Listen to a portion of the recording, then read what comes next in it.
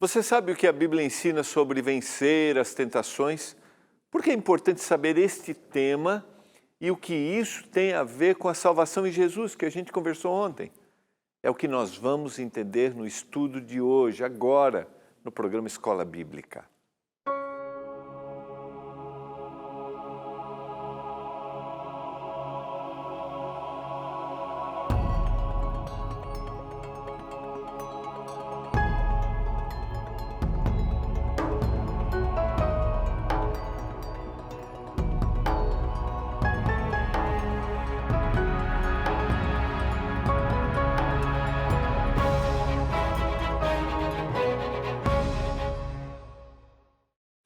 Olá, tudo bem com você? Estamos juntos em mais um programa Escola Bíblica aqui pela TV Novo Tempo, o canal da esperança. Estamos na nossa temporada estudando a revista Eu no Universo. Qual o significado, a minha identidade, a razão da minha existência? Lembrando, se você quer aprofundar, conhecer mais, eu sempre tenho dito, o conteúdo desta revista é um pouquinho diferente, a diagramação com uma linguagem mais jovem, ilustrações. Vale a pena você ter esse material, vale a pena você que tem filhos, você que quer compartilhar, você que ensina a Bíblia também, e você que deseja ter uma visão correta do porquê você existe. Ligue agora. 0 operadora 12 21 27 31 21, peça a sua revista Eu no Universo, sua revista Esperança Eu no Universo, tá? Porque na Escola Bíblica você sabe que a gente tem várias revistas de esperança com vários temas. Semana passada, por exemplo, a gente estudou o tema da oração, que está aqui na nossa revista, e eu citei a revista Deus Me Ouve, que é uma revista Esperança que a gente tem aqui. Falando em revista, falando em temporada, eu quero dizer para você que nós temos um projeto agora, estamos numa campanha especial nesse mês, que é a nossa doação em dobro para que a gente publique a nova revista Esperança. Eu creio que são as crenças, a base, o que é importante para uma pessoa ao longo da vida, o que ela deve desenvolver, como ela deve olhar para a palavra de Deus e dizer, isso aqui é essencial para mim. E a gente quer publicar a nova revista. Para isso, nós contamos com você, que é o nosso doador, que é o nosso anjo da esperança, que faz parte desse exército de missionários. Se você já é um anjo, eu quero te convidar a fazer uma doação em dobro para a gente publicar. A gente quer estudar essa revista aqui também, tá? Então, faça a sua doação em dobro. Ah, você já foi, não tem problema. Faz a sua doação. Ah, você está assistindo e quer doar. Faça a sua doação também. Você vai receber aquele presente, o bottom, para lembrar que você faz parte dessa missão. Qual é o telefone, quanto que eu dou, qualquer valor que você doa faz a diferença. Eu sempre digo que para a gente publicar e enviar uma revista são, me ajuda meu diretor, R$5, é isso, né? Não esqueci, né? R$5. 2 revistas que a gente envia são R$10. Então, qualquer doação que você fizer vai fazer a diferença, tá bom? Se já é, faça a doação em dobro. Esse é o convite. Ligue agora para a gente, para a nossa equipe, ela está pronta para atender você. A nossa equipe do Anjos da Esperança. 0 operadora 12 21 27 30 30. 0 operadora 12 21 27 30 30. É a nossa equipe do Anjos da Esperança que está pronta para atender você. Combinado? Vamos juntos levar essa mensagem de salvação a todas as pessoas, em todos os lugares. Vamos orar, porque nós vamos abrir mais uma vez a palavra de Deus e vamos entender qual o propósito que o Senhor tem para a nossa vida quando a gente estuda o tema de ser tentado, a tentação. Vamos orar? Pai, obrigado porque estamos juntos. Juntos no único propósito, a única missão, que é levarmos a mensagem a todas as pessoas. Agora nós vamos abrir Tua Palavra, nós estamos estudando essa semana o plano que o Senhor tem para salvar o ser humano. Mas a gente tem os desafios, nós temos nossas lutas, nós temos nossas dificuldades. Todos os dias nós somos instigados, tentados. Nos ajude, Pai, a termos lucidez ao estudarmos a Bíblia, como enfrentarmos essa situação. Eu clamo por isso, em nome de Jesus. Amém. Vamos lá? Quero convidar você a abrir a sua Bíblia. Ontem eu comecei a estudar esse tema da salvação, só quero resgatar um verso aqui, como introdução para a gente, tá? A gente falou que a vinda de Jesus a essa terra foi para morrer, se fez homem, se fez carne. E a gente terminou ontem, né? Ele sente as nossas dores, ele sabe o que a gente passa, e hoje eu vou analisar o seu enfrentamento diante dos desafios na tentação. Mas eu quero só resgatar o texto da carta de Pedro, capítulo 1, a partir do verso 18, que diz assim: sabendo que não foi mediante coisas corruptíveis, como prata ou ouro, que fostes resgatados do vosso fútil procedimento que vossos pais vos legaram. Ou seja, você não foi liberto dessa tendência errada que você tem, que você herdou. Você não foi resgatado mediante coisas corruptíveis, como prata, ouro. Não foi. Não se comprou. Não se muda a natureza assim. A mudança acontece através de Jesus. Ele vai dizer no verso 19: mas você foi resgatado pelo precioso sangue, como de cordeiro sem defeito e sem mácula, o sangue de Cristo, conhecido antes da fundação do mundo, porém manifestado nos últimos tempos por amor de vós, que por meio dele tendes fé em Deus, o qual o ressuscitou dentre os mortos e lhe deu glória, de sorte que a fé e a esperança estejam em Deus. O plano da salvação não vem através dos meus méritos, daquilo que eu faço. O plano de libertação não vem através de uma boa performance. Não é assim. O plano de salvação, de libertação, vem através do sangue de Jesus Cristo. E eu preciso crer, eu preciso aceitar. Agora, por outro lado, eu também tenho que pensar que eu não vou ter uma vida degradada, né, não quero saber do Senhor e aí eu vou me... Não há mudança se eu não aceitar a mudança que o Senhor pode fazer em mim. Eu vou tentar ilustrar. Faz tempo que eu não vou para o quadro. Meu diretor, eu vou para o quadro nesse momento, só para usar uma rápida ilustração. Pode ser?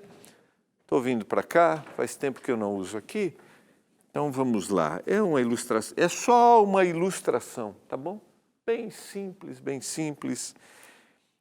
Espero que você entenda aqui. A Bíblia tem 1189 capítulos.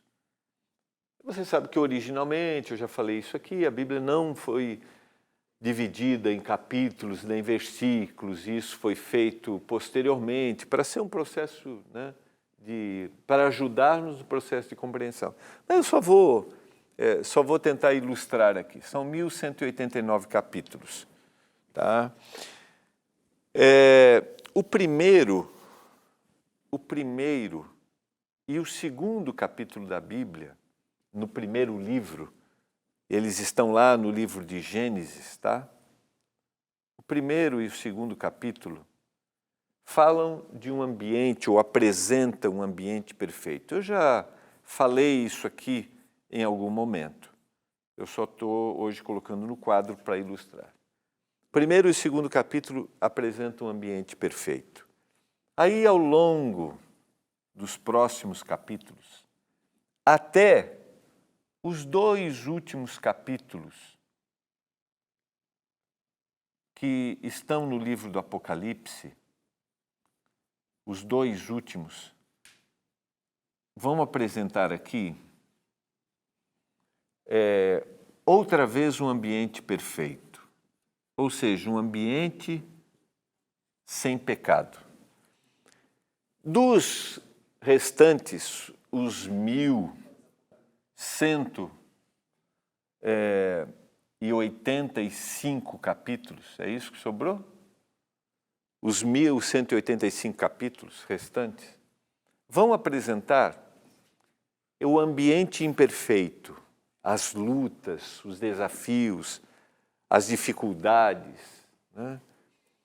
Os altos e baixos, seres humanos que tiveram, né, suas tribulações, mas junto com essas tribulações, com a realidade da vida, de como ela é, junto com isso, sempre ao longo desses 1.185 capítulos, a gente vai ter um Deus que busca, um Deus que quer salvar, o Deus que se apresenta, o Deus que dá a segunda chance. A gente vai ter no Antigo Testamento, né?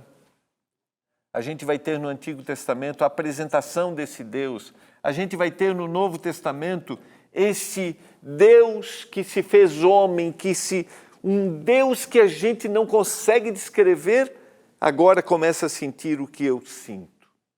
Para que, finalmente, o ambiente que era o proposto, que o homem deveria viver, um ambiente perfeito sem pecado, volte. Mas a gente vai ver ao longo desses capítulos, gente como a gente, que teve as suas dificuldades. E como eles venceram? Qual foi o caminho para eles? A gente tem aqueles que rejeitaram. E hoje, eu quero pensar um pouquinho com você, porque assim como essas pessoas, eu e você temos nossas lutas, sofremos nossas tentações, eu e você temos nossas decepções. É gente como a gente. Leia a Bíblia. Eu gosto da Bíblia, porque a Bíblia apresenta o herói que tem as suas fragilidades. O homem segundo o coração de Deus descrito é aquele homem que teve que confessar o seu pecado, aquele homem que errou, aquele homem que reconheceu o seu erro, sabe? O homem que teve que dizer, Senhor, sonda-me, ó Deus, e conhece o meu coração. Por favor, Senhor, me liberta. Então, eu quero meditar um pouquinho com você sobre isso, tá? Partindo, talvez, da história que mais deve nos chamar a atenção sobre esse o personagem melhor que mais deve nos chamar a atenção sobre esse tema. Ele, o Senhor Jesus Cristo. E a experiência de Jesus nessa terra não nos trouxe somente a esperança de salvação do pecado. Nele, nós temos o exemplo de como viver e vencer as tentações, de como irmos adiante, de como seguirmos, de como enfrentarmos as decepções, as traições, os abandonos. E alguém poderia me dizer assim, pastor, mas estamos falando de um ser perfeito. Eu quero te dizer que Jesus, quando se fez homem, a sua natureza não era a nossa natureza com vontade de fazer o que era mal. A natureza do Senhor era a mesma natureza de Adão e Eva. Ele podia fazer o que era mal, mas ele não tinha vontade de fazer o que era mal. Ele não tinha vontade, mas tinha possibilidade. Mas eu também quero dizer para você que são 4.000 anos, 4.000 anos de pecado na terra. Então nós temos também um outro ambiente que poderiam torná-lo suscetível a errar, a ceder. E a gente vê esse Senhor que cansou, a gente vê esse Senhor que teve fome, a gente viu esse Senhor que teve sede, a gente viu a sua angústia, o choro diante da morte, a luta, quando se sentiu sozinho e disse para os discípulos, por favor, fique comigo. Fique comigo. Quando disse para o Pai, se possível, passa de mim. Esse cálice eu não estou suportando, mas não seja como eu quero, mas como tu queres. Então ele, por isso que ele me entende, ele sabe as minhas dificuldades. Vamos analisar isso um pouquinho aqui e vamos meditar. Eu convido você a abrir a sua Bíblia no Evangelho de Mateus, o capítulo 4. Eu quero lembrar você que você pode ler essa história. Eu quero dar as outras referências também. Mateus, o capítulo 4, a partir do verso 1. Você pode ler também em Marcos, o capítulo 1, versos 12 e 13. E também Lucas 4, 1 a 13, para você comparar. Lembrando, eu já falei isso aqui, né? Que quando a gente faz comparações, a gente tem complementações. É assim que a gente deve ler a Bíblia. A seguir foi Jesus levado pelo Espírito ao deserto para ser tentado pelo diabo. E depois de jejuar 40 dias e 40 noites, ele teve fome. A evidência de que era um ser humano, ele teve fome. Limitou, não usou sua natureza divina. Ele foi. Lembrando que sempre quando a gente lê na Bíblia o ambiente de deserto, esse é o local da tentação, esse é o local dos desafios, este é o local onde o ser humano fica mais exposto, este é o local de total dependência de Deus. A gente poderia citar outros exemplos, o povo que foi levado para o deserto. Esse é o local em que o ser humano está mais suscetível, mas também este é o local em que o ser humano foca e clama mais a presença de Deus, a dependência dele. Está aqui. O local do deserto é o local dos desafios. E talvez eu estou falando para você, e eu posso usar essa linguagem, vou usar de forma simbólica. Talvez estou falando para você que está passando por um deserto na vida. Está passando por um momento desafiador. Qual é? Qual é o momento que você está passando? É uma crise no casamento? É uma doença? É um problema com seus filhos? Com um filho? Qual é? Eu quero te dizer que não importa onde você esteja no deserto, você não está sozinho no deserto. Não importa quão duro seja esse deserto, você não está sozinho. Eu não sei se você acredita nisso ou não, mas o Senhor está conosco nos desertos da nossa vida. E Jesus está nesse ambiente, ele jejua, o processo do jejum, o abster-se do alimento, sempre no texto bíblico, é para que eu tenha ainda mais lucidez, para que o Espírito Santo fale para minha mente. Não é um ato de penitência, jejum na Bíblia não é um ato de penitência, mas é um ato de entrega. Vamos lá, senão não vou conseguir ler os textos aqui. Então, aqui tem muito detalhe aqui, sabe? Vale a pena a gente meditar. Então o tentador, aproximando-se, lhe disse: se és filho de Deus, manda que essas pedras se transformem em pães. Aqui eu quero destacar essa expressão, se és filho de Deus. Lembra bem, uma das estratégias do inimigo de Deus, não sei se você acredita nisso ou não, mas é colocar na nossa mente a dúvida de quem somos e, como consequência disso, do propósito para a nossa vida, da nossa vida.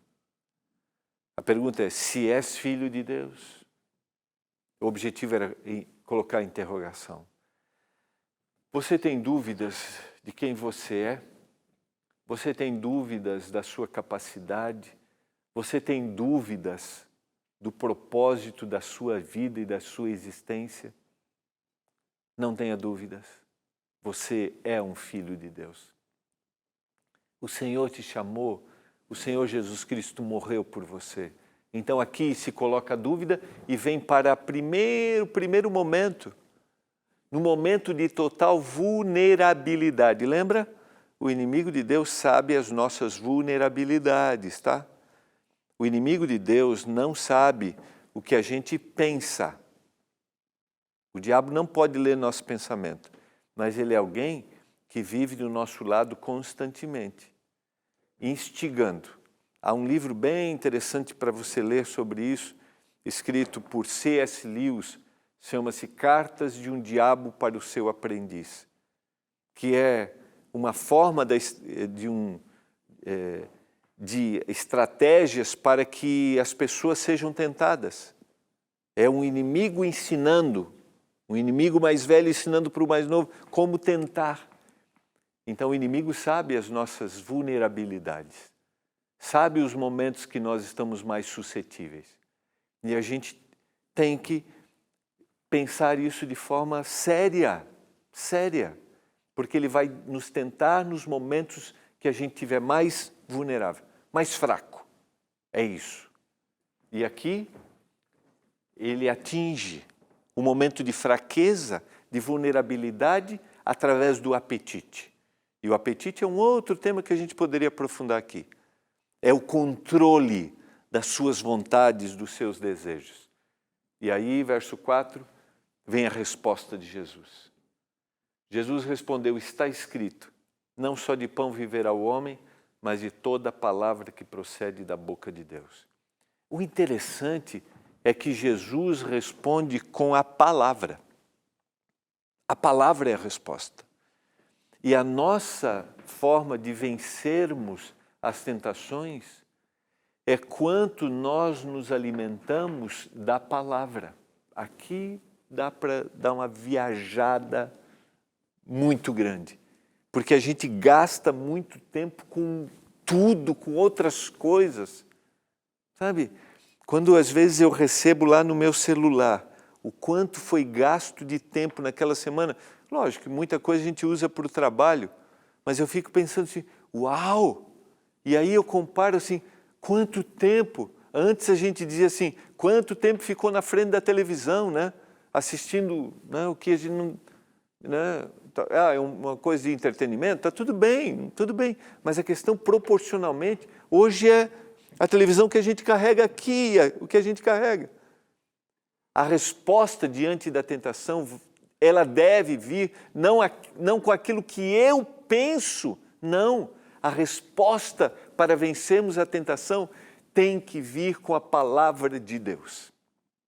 E aqui, Jesus está nos ensinando, ele está sendo tentado, está no momento de fragilidade, mas ele responde com a palavra. Porque o Espírito vai nos lembrar se nós nos alimentarmos da palavra. Versos 5 e 6, então o diabo o levou à cidade santa, colocou-o sobre o pináculo do templo e lhe disse, se és filho de Deus, atira-te abaixo. Porque está escrito, aos seus anjos ordenará a teu respeito que te guardem. E ele te sustentarão nas suas mãos para não tropeçares em alguma pedra. Ele usa a palavra. Está aqui, Salmo 91, ele usa a palavra para iludir, para afastar o Senhor do seu propósito. E com todo carinho, infelizmente, alguns no ambiente religioso estão usando a palavra para nos afastar do verdadeiro propósito e acharmos que o propósito, às vezes, da vida está nas coisas que a gente conquista, que a gente faz, prospere, faça isso, de controlar todas as coisas desse mundo. Não! Infelizmente, se usa a palavra para nos convencer disso, e não é. A palavra nos leva a olhar o mundo, que não é este mundo. As soluções não estão aqui, não estão nas pessoas. A solução está em viver com Jesus hoje, para um dia vivermos eternamente. E o inimigo usa a palavra usada de forma errada. E aí, verso, para iludir a autossuficiência, né? Eu posso todas as coisas. Respondeu Jesus, também está escrito: não tentarás o Senhor teu Deus. Uma palavra descontextualizada, ou tirada do que ela não quer dizer, ela precisa ser apresentada com uma palavra correta dentro do seu contexto. Por isso, não acredite em tudo que falam para você. Não acredite em todos que vêm em nome de Deus. Vá para a palavra. Vá para a palavra. Porque aqui o inimigo quer dizer: seja autossuficiente. Você pode. E o Senhor diz: mas a palavra diz, está escrito: não tentarás o Senhor teu Deus. Mais uma vez, o caminho para vencermos é a palavra. Verso 8 e 9, levantou-se ainda o diabo a um monte muito alto, mostrou-lhe todos os reinos do mundo e a glória deles, e lhe disse: tudo isso te darei se prostrado me adorares. Então Jesus ordenou: retira-te, Satanás, porque está escrito: ao Senhor teu Deus adorarás, e só a Ele darás culto. A adoração é o grande tema central das nossas escolhas todos os dias. Todos os dias, quando eu acordo, eu escolho quem eu vou adorar. Quem é o primeiro, quem é o mais importante. Porque todos os dias, quando eu acordo, existe um plano para me salvar, mas também existe um plano para me destruir. Todos os dias, eu e você somos tentados. E o inimigo de Deus vai lançar todas as armas para nos levar à destruição. E aí nós vamos escolher a quem devemos e quem queremos adorar verdadeiramente. Ou é o inimigo, ou a Deus. Eu não conheço você, não sei a sua realidade, mas eu posso te dizer: assim como eu, você também é tentado. Todos nós somos. Nós temos isso em comum. As nossas tentações podem ser diferentes, mas o inimigo é o mesmo. E o propósito dele é o mesmo: levar-nos à destruição, à morte, à dúvida. Eu quero te dizer, você e eu podemos vencer. Ao buscarmos o Senhor Jesus e ouvirmos a sua palavra, nós podemos. Você deseja isso nesse momento? Entender o que Deus tem para te dizer? Eu quero. Eu quero entender para que o Espírito trabalhe na minha mente e assim eu vença a tentação. Vamos orar, amanhã nós vamos continuar esse assunto. Pai do céu, obrigado pela mensagem da Tua palavra. Obrigado por Jesus Cristo, que venceu a tentação para que fôssemos vitoriosos. Que esta mensagem alcance cada coração. Se alguém caiu, se alguém está sofrendo, que ele tenha certeza que o Senhor morreu por ele e está erguendo-o. Que ele acredite nisso em nome de Jesus. Amém. Foi muito bom estarmos juntos. Nos encontramos amanhã no Escola Bíblica. Tchau.